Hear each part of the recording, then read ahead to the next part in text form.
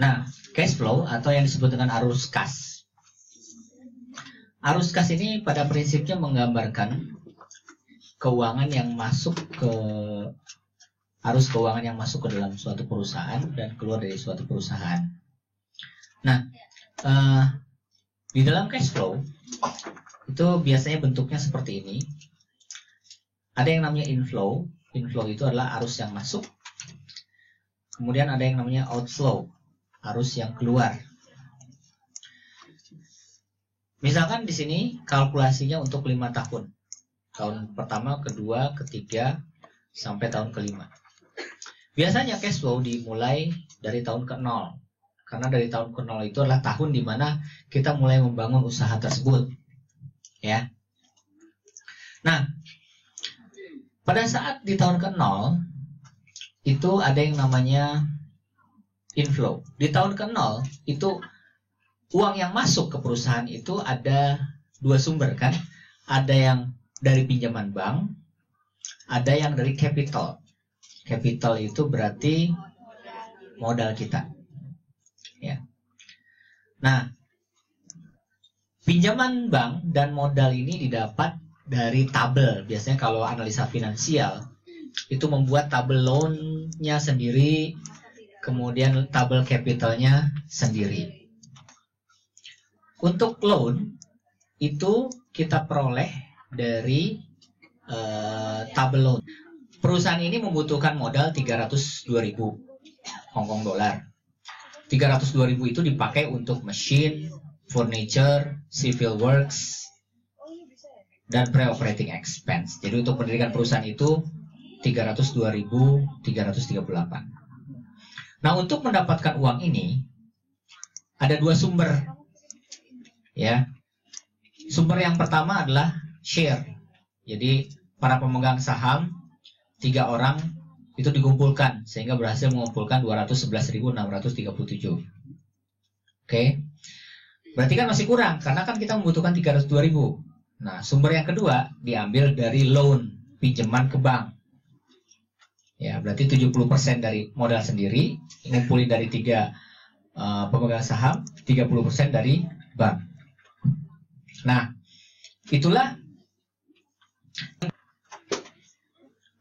itulah yang jadi dasar untuk menentukan cash flow tadi. Jadi di cash flow itu modal yang dibutuhkan itu kan sekitar 300-an ya tadi ya. Yang sumbernya dari pinjaman dan sebagiannya lagi dari mengumpulkan para pemegang saham itu tadi. Berarti di tahun ke-0 ada uang masuk.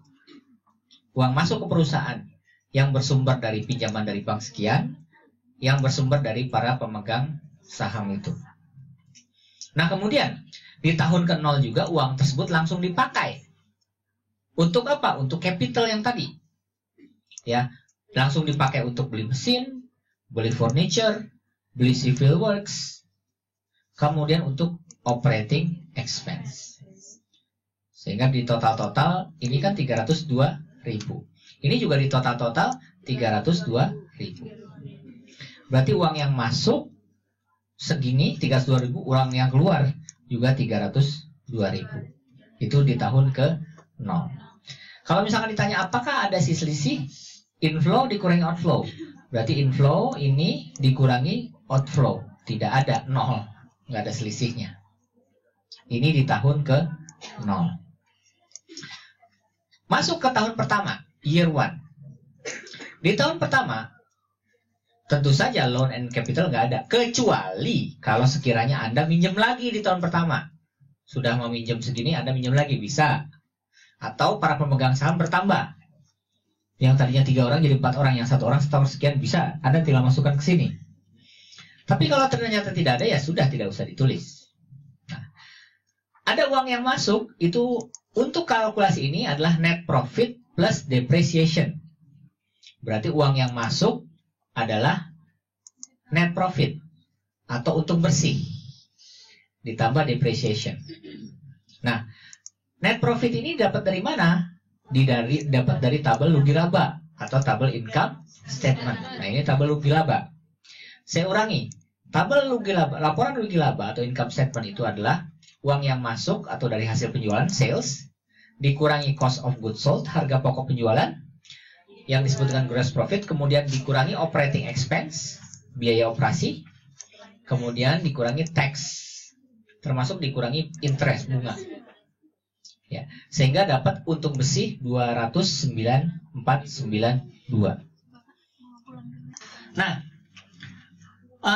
net profit didapat dari yang tadi ya. Kemudian depreciation, ini didapat dari tabel depreciation. Nah, depreciation itu adalah penurunan nilai suatu barang.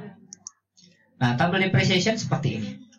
Ada nomor, ada peralatan, ada total pada saat kita beli, ada umur, ada salvage. Itu nilai sisa.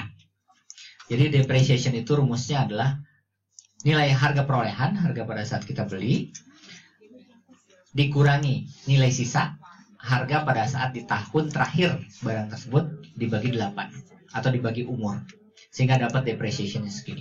Ini ditotalkan. Ini untuk office depreciation, untuk depresiasi kantor. Kalau misalkan Anda punya depreciation untuk factory-nya atau pabrik, maka depresiasi kantor ditambah depresiasi pabrik. Nah, kemudian Anda jumlahkan ke sini. Berarti ini adalah depreciation ditambah net profit. Depreciation didapat dari tabel depreciation, net profit didapat dari income statement atau laporan rugi laba. Lakukan sampai tahun ke-5. Nah, kemudian ini adalah inflow di tahun pertama. Uang yang masuk. Jadi uang yang masuk adalah untung bersih. Kenapa depreciation masuk situ nanti sebagai pengurang? Karena depreciation toh barangnya itu masih di Anda. Sepanjang barangnya itu nggak Anda jual, berarti dia masuk kalkulasi Anda. Jadi kalau Anda bayar pajak, di tahun pertama harga handphone 8 juta. Nggak mungkin di tahun kedua harganya masih 8 juta. Anda rugi. Berarti kan dikurangi. Mungkin jadi 5 juta. Gitu. Di tahun ketiga berapa dan begitu seterusnya. Kemudian bagaimana pengeluarannya atau yang disebutkan outflow? Outflow didapat dari payment of principal loan. Ingat, kita kan tadi minjem uang ke bank 90 juta. Nah, uang dari bank itu kan harus kita bayar. Pembayaran yang kita lakukan ke bank atau yang disebut dengan angsuran pokoknya itu dimasukkan ke dalam outflow-nya, uang keluar. Jadi uang masuk itu dari net profit, uang keluarnya dari pembayaran ke bank atau payment of principal loan. Nah, ini payment of principal loan. Bahasa Indonesianya apa? Angsuran pokok. Ingat, untuk membuat tabel depreciation itu ada tahun, ada pinjaman, ada bunga, ada payment of principal loan atau angsuran pokok, ada total amortization atau total angsuran. Total amortization didapat dari pinjaman dikali interest table. Interest table didapat dari titik temu antara berapa tahun Anda minjem uang, 5 tahun, dengan bunga bank. Bunganya sekian. Oke? Sehingga dapat 0,2677 didapat dari tabel bunga. Nah, untuk menentukan 24233 ini dari mana? 90.701 dikali 0,2672. Dapat ini. Berarti angsurannya segitu per tahun. Berarti tahun kedua, ketiga, keempat, kelima akan sama. Nah, setelah itu kita baru menentukan interest expense. Interest expense ditentukan dari mana? Interest expense rumusnya adalah pinjaman di tahun sebelumnya dikali dengan bunga bank. Sehingga dapat segini. Lalu bagaimana untuk menentukan payment of principal loan? Payment of principal loan atau angsuran pokok didapat dari total amortization dikurangi interest expense. Didapat dari total angsuran dikurangi dengan bunga. Hasilnya ini. Makanya kalau Anda ngangsur ke bank 24.233, itu duitnya untuk apa saja? Yang bunga untuk untungnya si bank, yang ini adalah kewajiban kamu karena kamu ngutang. Katakanlah ini adalah ongkos simpen lah. Kamu kan kalau nyimpen barang di kos WB juga bayar kan? Nah, ini kan ongkosnya, kamu nyimpen di bank, duitnya ini kamu apalagi minjem. Gitu kan. Jadi seperti itu. Lalu bagaimana di tahun ketiga? Di tahun ketiga gampang. Di tahun ketiga, interest expense di tahun ketiga adalah loan di tahun sebelumnya. dikali bunga dapat segini. Oh ya, saya belum menerangkan. Loan di tahun pertama dapat dari mana? Loan di tahun pertama. Kan Anda hutang 90 ribu. Anda kembalikan 14 ribu. Sehingga utang Anda tinggal segini lagi. Di tahun kedua gimana? Utang Anda kan tinggal segini nih. Anda kembalikan 16 ribu. Sehingga kewajiban Anda tinggal segini lagi. Gitu kan? Oh, kalau begitu untuk menghitung loan adalah loan tahun sebelumnya dikurangi dengan payment of principal loan tahun tersebut. Sehingga hasilnya ini. Gitu. Jadi kalau Anda bayar duit ke bank, itu untung dari untuk bank. Yang satu lagi, ya. Kita kembali ke cost of goods sold. Cash flow. Nah, itulah yang disebut dengan payment of principal loan. Berarti angsuran pokok yang didapat dari tabel amortization kan ada 5 tahun tuh. 1, 2, 3, 4, 5. Anda tinggal pindahkan ke sini. 1, 2, 3, 4, 5. Kemudian, lalu bagaimanakah total outflow? Ya udah, total outflow dari sini. Nah, sekarang net cash dikurangi inflow dikurangi outflow. Ya udah, inflow-nya segini dikurangi outflow-nya segini. Uang yang masuk dikurangi uang yang keluar, dapat segini. Berarti di tahun pertama selisihnya itu 204,321. Tahun kedua sekian, tahun ketiga sekian, tahun keempat sekian. Nah, kita lihat di sini ada yang namanya cash balance beginning. Jadi kas awal. Kemudian ada cash balance akhir, end, yaitu kas akhir. Di cash balance beginning ini, di tahun pertama kan 0. Di tahun kedua, dapat 204,321. Dapat dari mana? 204,321 itu didapat dari mana kira-kira? Didapat dari tahun sebelumnya, dari kas akhir tahun sebelumnya. Ingat, kas akhir tahun sebelumnya itu akan menjadi kas awal tahun ini. Ya, kas akhir tahun kedua itu akan menjadi kas awal tahun berikutnya. Jadi kalau tahun 2015 Desember ada duit kas 1000, itu akan menjadi pembukuan tahun 2016 di bulan Januarinya. Gitu. Ini akan dipindah ke sini. Nah, coba kita kalkulasi di tahun ketiga. Nah,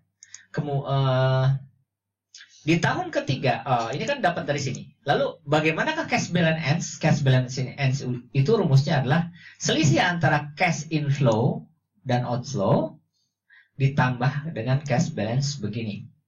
Jadi selisih yang didapat dari inflow dan outflow tahun ini, ya, ditambahkan dengan kas yang akhir tahun kemarin. Gitu. Jadi kalau tahun 2016 Anda dapat selisih $1.000 dan bulan Desember tahun 2015 ada sisa $100, berarti di akhir tahun 2016 itu adalah $1.100. Gitu. Lalu bagaimana di tahun ketiga? Di tahun ketiga, nah,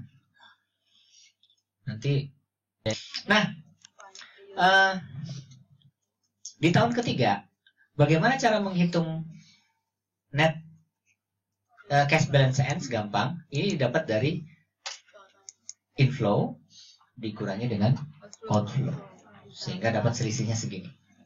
Ditambah cash balance beginning. Ini dapat dari mana? Cash balance beginning adalah cash balance end tahun sebelumnya.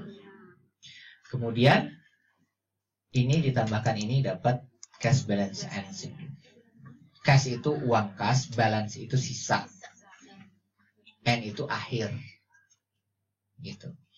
Nah, itulah cash flow yang biasanya dilakukan. Kemudian kalau misalkan ada yang namanya annual cash flow. Annual cash flow ini sama dengan ini ya.